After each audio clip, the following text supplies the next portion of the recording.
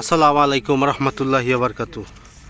সম্মানিত দর্শক মণ্ডলী, যারা যে যেখান থেকে আমাদের এই ভিডিওটি দেখছেন, এটা হচ্ছে লতিরাজ বাড়ি একের জমি।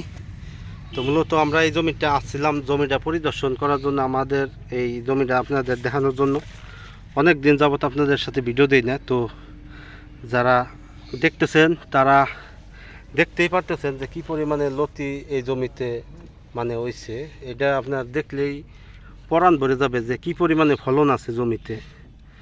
তো আলহামদুলিল্লাহ জমির প্রোডাকশন, জমির কি পরিমাণে ফলন আল্লাহ তাআলা দিচ্ছে।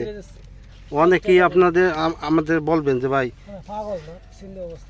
যে কি পরিমাণে লতি যে আইছে আল্লাহ তাআলা দিছে, এটা আপনারা নিজ চোখে দেখেন।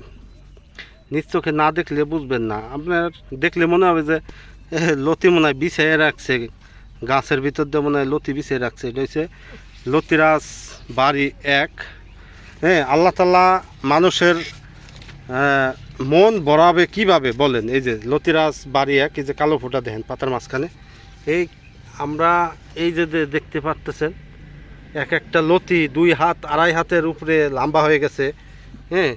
আমরা যে কৃষক ভাইয়ের জমিতে আসছি, জমিতে চারা দিছিলাম, মূলত এই জমিটা পরিদর্শন করবার আইছি। আমাদের কৃষি সম্প্রসারণ অধিদপ্তর থেকে কৃষি অফিসাররা এই জমি পরিদর্শন করছে।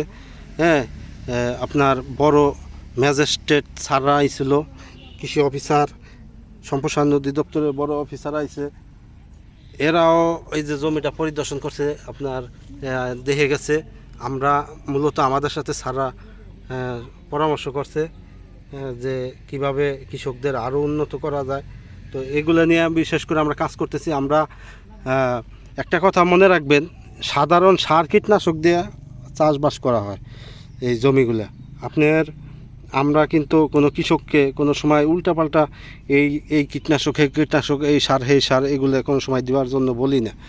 তো মূলত এই জমিটা আপনারা দেখলে পাগল হবেন। দেখেন যে কি পরিমাণে লতি মানে লতি আপনাদের কিভাবে দেখাবো। আমি আপনাদেরকে ভাষায় প্রকাশ করে বুঝাইতে পারতেছি না যে কি পরিমাণ। দেখেন একটা দুইটা গাছে না, প্রত্যেকটা গাছের ভিতর দেয় যে এরকম অবস্থা।